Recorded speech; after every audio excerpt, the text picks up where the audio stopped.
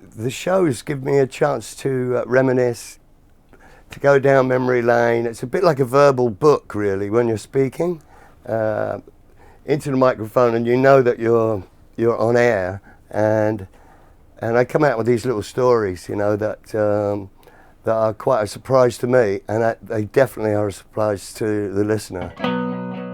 So during my show, I illustrate great rock and roll stories, in my opinion anyway, with my guitars and just with my memory, you know, and just verbalizing some great stories over the years that I've managed to accrue.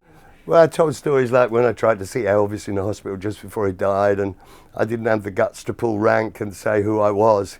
So I said, "Can I go and see Elvis, please?" And they said, "No, who do you think you're off?" So I got slung out of the hospital.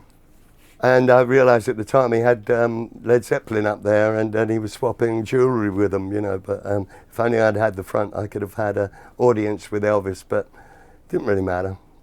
Yeah, I remember my first show, for instance, I spoke about when I shared a flat with Jimi Hendrix. Jimmy used to come home after a gig and be very disappointed with the way that he sang.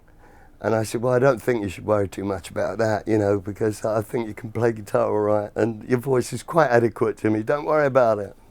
Well, Janis Joplin once chased me at a party, and she said, I want the one with the black hair, right?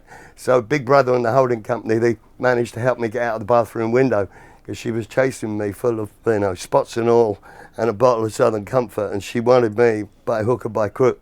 And so I dived out the bathroom window and got away. That was in Detroit, in the good old days.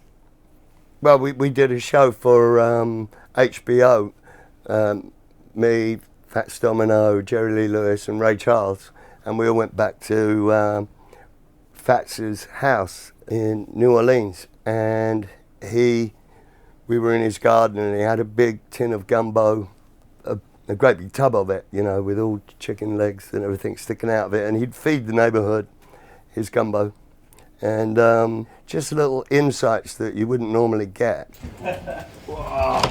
Open the cage.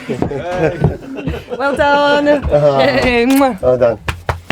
Well done. Nice one, Ronnie. Great, mate. Awesome, Yeah, awesome. Another one down Another one the down. drain, as we say.